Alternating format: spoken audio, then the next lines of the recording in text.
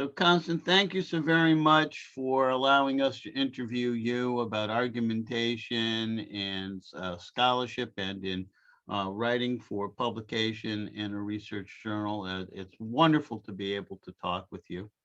Uh, can we begin by asking you about the kinds of scholarship and the kinds of work that you do, and then we can get into more specifics on argumentation. Yeah, thank you, Dave. First of all, thank you for giving me this opportunity.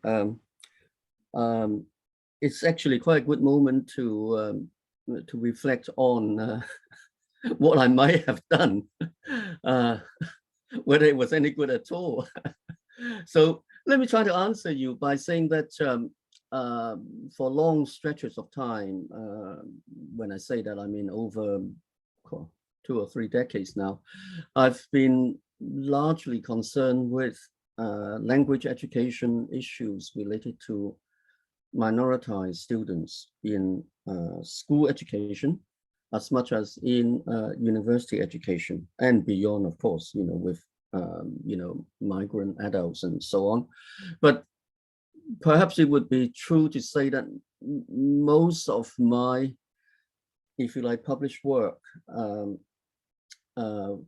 has been concerned with either school education or issues in applied linguistics as they relate to language education across the ages, actually. Yeah. Great. So Constant, you wanted to share with us and talk with us about arguments that are made to overturn or extend an established concept or paradigmatic assumption. Before we get into that, can you talk about what that means? Right. Good question. For me, anyway. Well, before I say anything further, let me say that I don't regard my own experience as automatically valid or relevant for colleagues, working on different issues. So what I'm doing really is a kind of reflection on why I bothered to put pen to paper or finger to the keyboard over time. Of all the things that I could have done in the world, why did I spend time writing, thinking, arguing, against myself and so on these, matters that I have attended to. So in that sense, I don't hold what I'm saying as a kind of model at all, but as possibly useful anecdotes, if you like, for colleagues to look at and to think about and to see how far theirs might relate to what I'm saying. So, I don't assume that what I'm doing is a kind of model at all, okay? And in terms of argumentation and why I'm interested in working with ideas that have been established and engage with them in some sense critically, but not in a sense of negative kind of denouncing anybody, because as a researcher and as an academic, I see ideas are a kind of continuous flow of unfolding developments, and that at any one time, I think many of us are only concerned with a set of specific issues, and that they are issues conditioned, in some sense shaped by the sensibilities and the sensitivities that we have at any one time, intellectually, theoretically, philosophically. And of course, we relate all of that in a kind of almost routine, mundane, everyday level to our professional work. And there is another set of, as it was, ideas from the, if you like, everyday experience.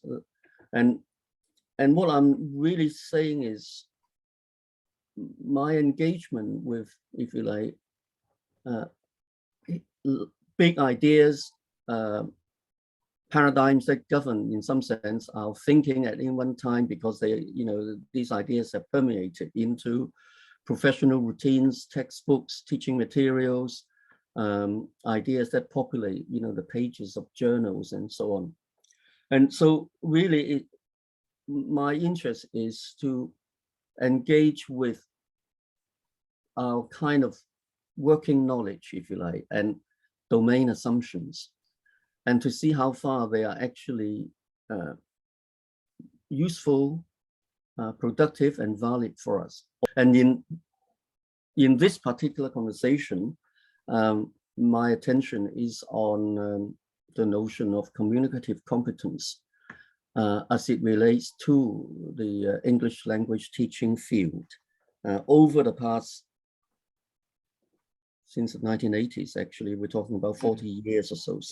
So I'm taking a long view, but of course, the specific comments would be related to, a particular moment in time when I was thinking about these things in a particular way, which I'll say a bit more in a moment. Okay, great. That's extremely helpful. When you are making an argument about an extant concept or paradigmatic assumption in the field, how do you think about the components of that argument? How do you think about structuring an argument, whether you're trying to overturn it or extend it? How do you think about the structure and components of the argument that you're trying to make? This is a really, really interesting question. I'm going to refer to a particular piece of thinking related to a paper that I wrote some time ago. The paper is entitled Convivial Communication, Recontextualizing Communicative Competence. And I wrote this paper in round about 2004 or thereabouts, and it was published in 2005 in the journal, International Journal of Applied Linguistics. And I would be, I think, remiss to say if not, I didn't mention that I had by this time been teaching English language as what was then called second or foreign language in different contexts for quite a lot of time. And I was increasingly aware that what I was doing in the classroom at all levels, from school level to university level, was a kind of, as it were, a kind of selective representation of English language as I understood it. English language as it's used in social life, if you like. And I was wondering, why the focus appeared to be selective and in some sense quite narrow, because the English language as I experienced it, as I used it in different areas of life, appeared to be certainly much wider than what I was teaching within the kind of pedagogic environment, the sort of textbooks and the syllabuses and so on. So it was a kind of question that was welling up within me for quite a long time, but it became to dawn on me that I needed to do some work to actually find out why it was that I was asking that question. It wasn't to do with the everyday experience of what I taught in, let's say, in a lesson at 10 o'clock in the morning didn't appear to be very useful to learners. It wasn't that kind of thing. It was much more to do with why was I teaching that stuff, if you like, when I knew there was much more to it.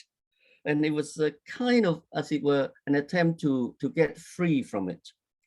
And I think that was the point at which it became, I would say, perhaps the motivating force for me to get to it. And of course, it didn't come from nowhere, because I actually, I study applied linguistics, at postgraduate level, or, MA and PhD.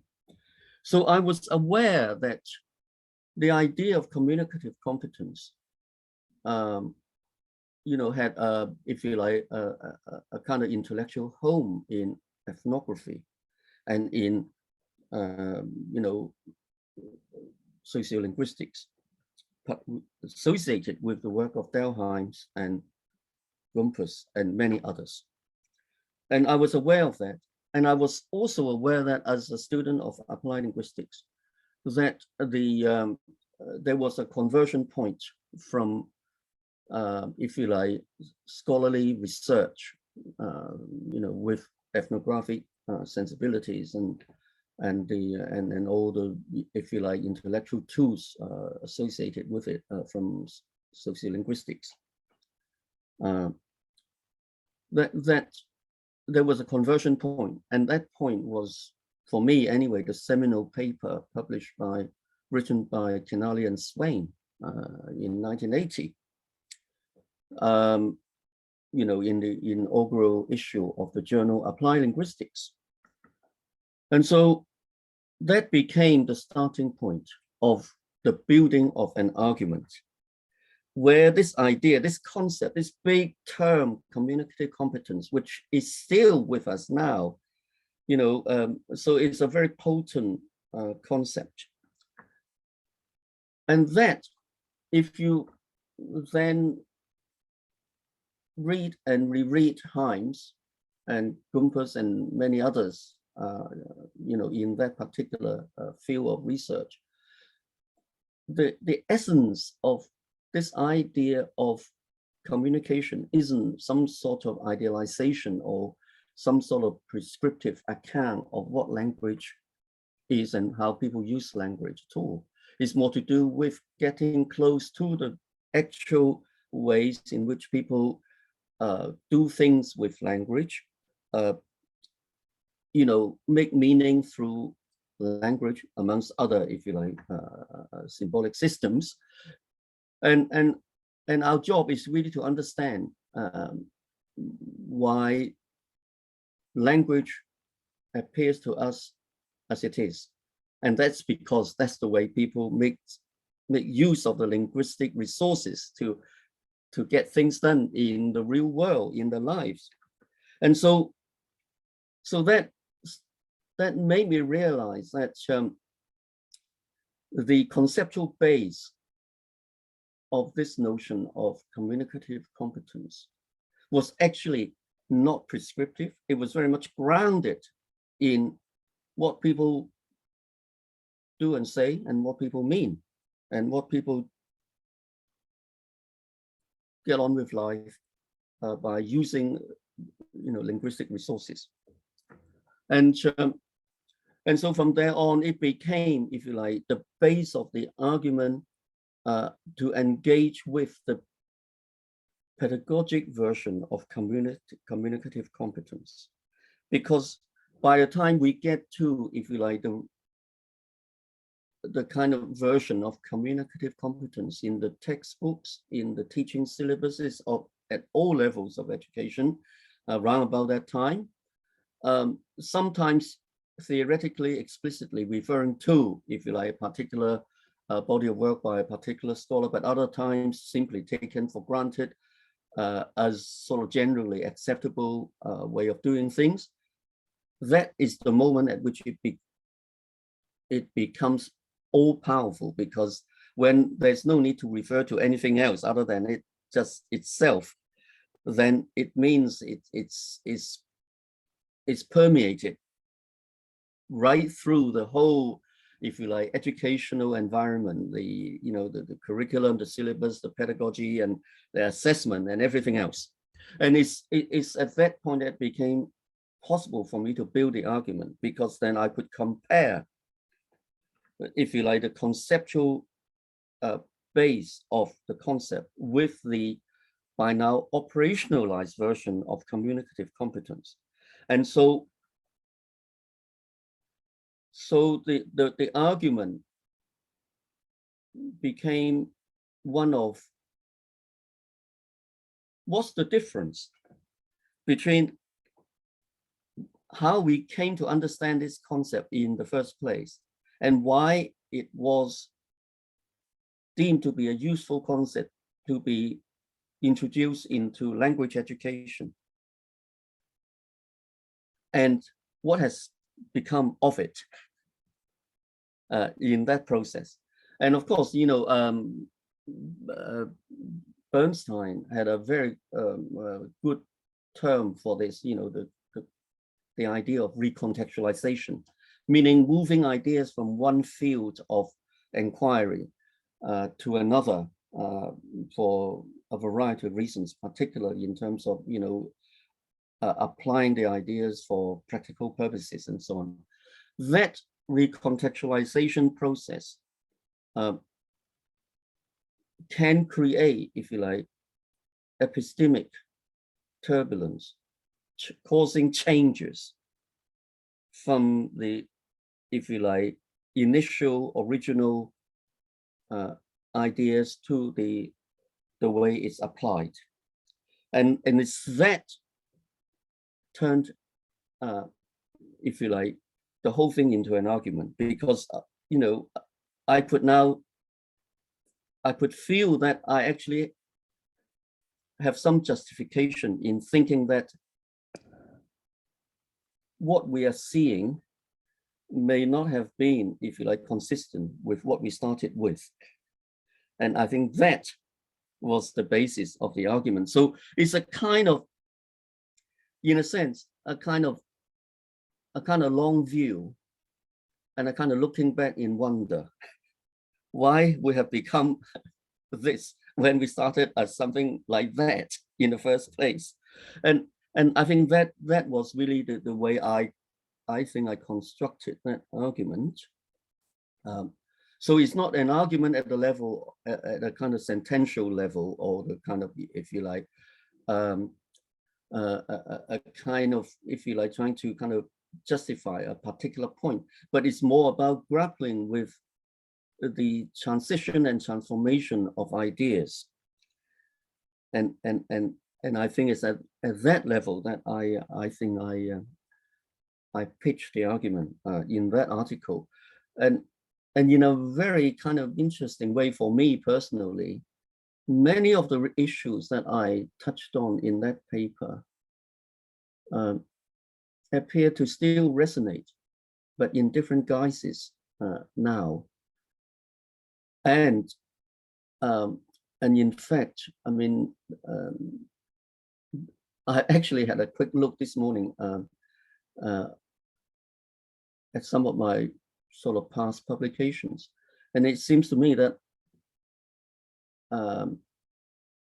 since the 2005 paper, I have actually continued with the struggle with that idea, and have found expression, if you like, of the, if you like, the kind of the struggle in at least 2 or 3 papers since then. So it's not something that stopped with one paper. It seems to have kind of be the source of some kind of intellectual turbulence that I'm continuing to deal with. But of course, these days, particularly since the pandemic, the notion of communication has complexified further, not least because of the notion of social context, particularly when it's mediated through digital platforms and that kind of thing. The idea of communication has become even more complex, and the language associated with with that complexity, I think, has to be grappled with. But the point that I'm trying to make is mounting an argument like that actually generated some sort of whole set of additional issues and allow you to kind of develop further. It's a kind of, I guess it's become a kind of organic issue in some sense, because you're now seeing a kind of ecology of it, that there's, it's not just one thing. It's not just, the kind of English language teaching material seems to be kind of, tapping into only a very narrow seam of language use in social life, and it would need to be fixed. And once it got fixed, it'd be okay. No, actually, it opened up, if you like, a wider vista related to language and communication in social life. And as we need to kind of find ways of making language education relevant to social life, so these things then connect. And I think that becomes a long-term argument. That was extremely interesting. And, one of the things you've done is, one of the things we've been emphasizing is there are many different kinds of arguments and many different kinds of argumentation. And this notion of thinking about an argument, about the evolution and transformation of ideas over time is really critical to the field and to being in the field and so forth. When you're thinking about either your own work or when you're reviewing someone else's manuscript and they're making a claim or an argument that ideas have evolved or transformed over time, and you're reading it or you're thinking about it in yourself, what is it that you think about that constitutes a sufficient or a legitimate warrant or evidence for saying they're doing? Because somebody could claim, oh, these ideas have evolved and changed, and you might think, no, they really haven't, or maybe they have, but I don't know that you've made a good argument. So as you read and others, and as you think about your own work, what constitutes a well-done argument about the evolution and transformation of ideas, about the sort of struggle that you talked about between these things? Yes. Well, my take of your question is that as it happens, I worked in language education, and much of the time I'm concerned with how ideas relate to what actually happens with language in society and how people use the language. So if there's an argument that certain idea, let's say idea A, is no longer adequate, then for me, I would then say, well, how do you explain that, and how do you justify if you are suggesting an alternative, how might that be related to what's going on? So in other words, there's a kind of a sense of, it's not an abstract argument for me. It's to do with, to what extent your, let's say, critical engagement with an existing idea is, in some sense, doing the job or not doing the job in relation to what actually goes on. In other words, some sort of empirical basis of saying how language is being used. And if you say, this idea isn't adequate, then you have to demonstrate why it isn't, in relation, not in some theoretical, abstracted kind of way, but to actually say, at least in one domain of social life, this is what you can observe in terms of what people do when they use language and what people do with language and so on. And if you can demonstrate that, then you would have a kind of warrant, if you like, to make a particular argument, a kind of claim. And that claim, of course, is subject to rebuttal, subject to critique. And that's proper, that's right. We should be engaging in that as researchers. and as academics, and so I feel that I'm always looking for, if you like, that reference to what's really going on and how you demonstrate what you're arguing is related to what's going on, and that what's going on is the starting point to build the validity, if you like, of your argument. Now, of course, these things can be done in a variety of ways, and some are more sort of, if you like, intrinsically more satisfying, or some are more empirically accessible than others. But nevertheless, the general direction of travel is ideas certainly in my work are related to, or should be related to, what's going on with how people use language, how people understand language, how people do things with language.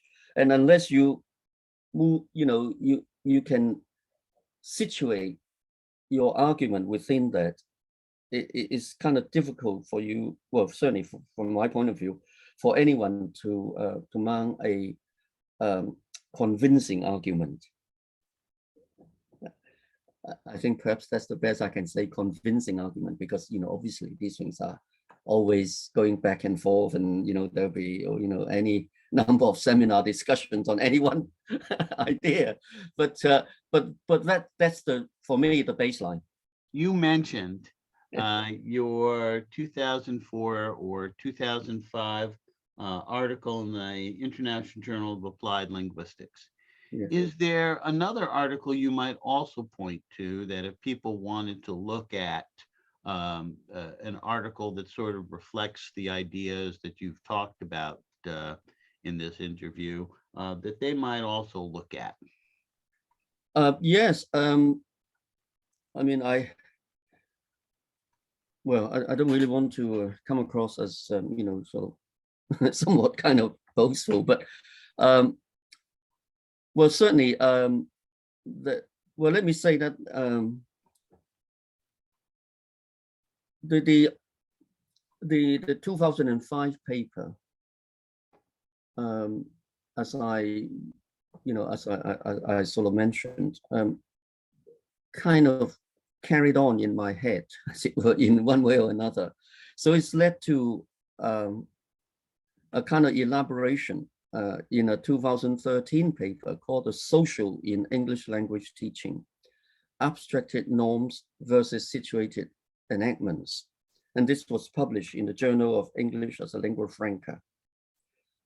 And in 2019, I co-authored a paper with Jennifer Jenkins, and this time related to a rather more technical issue in English language testing, but it's related to the whole idea of how far you can have norms and how tests using these norms may be tapping into just a very narrow seam of the English language kind of universe.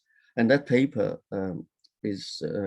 has the title of "From Mythical Standard to Standard Reality: The Need for Alternative to Standardized English Language Tests."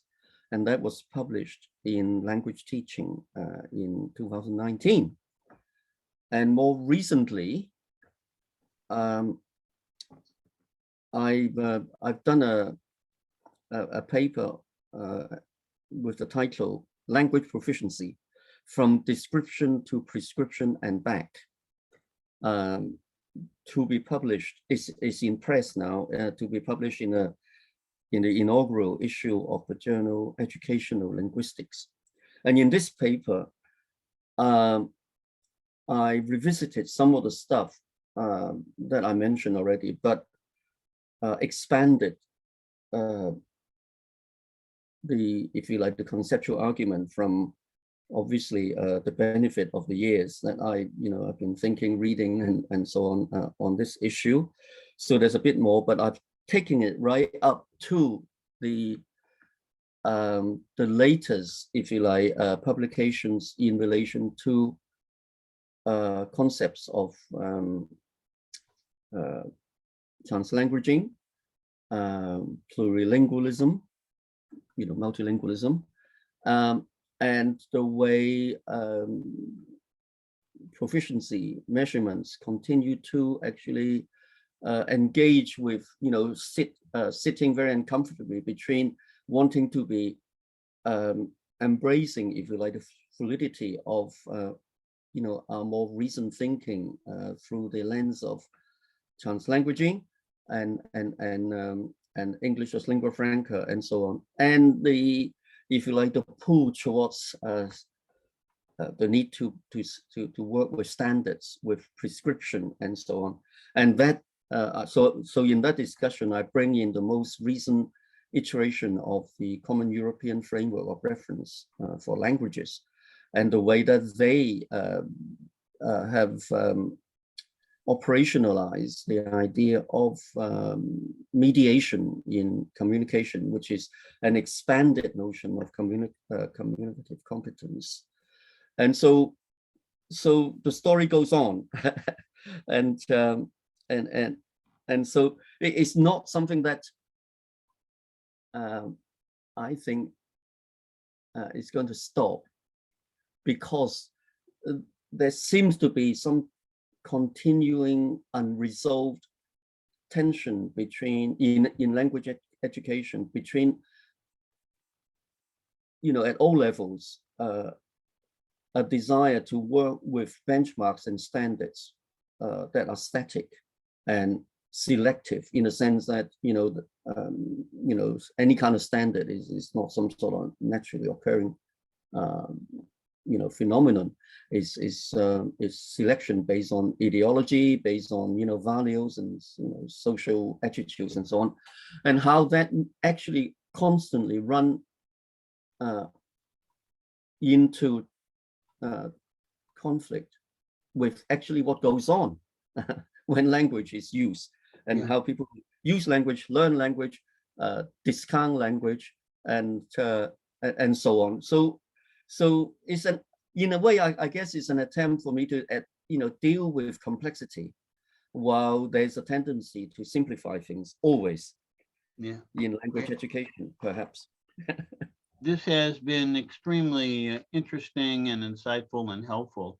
Are there any additional comments that you would hope to share but didn't have a chance to yet? Oh, well, I mean, it's not really down to me to kind of say anything to colleagues that might not be all that helpful by presenting some sort of ideal type or some sort of fixed ways of thinking.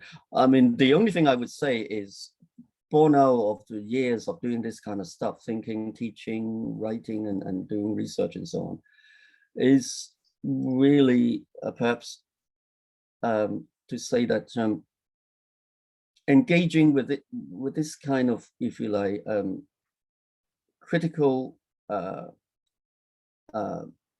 discussion with established ideas and fully accepted, if you like, fully developed, if you like, models of language, it is it's quite a complex business, and power relations come into it, and sometimes as as a researcher, as a sort of mere academic, if you like, and critical engagement with powerful ideas can actually seem to be quite lonely business. I think sometimes even professional development might be part of the consideration, and so all I can say is, taking the long view, as I'm kind of fortunate to be able to do, is to say, actually, in the long run, the creativity, the critical engagement can pay off. It's It's not as bad as it might seem sometimes, and it's definitely not as lonely, because actually you find friends very quickly in this kind of endeavor. Great. Well, that's good to know. Good to know. Thank you so very much. Speaking for all of us at RTE and for scholars beyond RTE as well. Thank you so very much for sharing your thoughts and for talking about argumentation regarding evolution and transformation of ideas. I think this is an important aspect of argumentation that is so often either not talked about or left more hidden than explicated. And I think this has been extremely important. So thank you so very much. Been great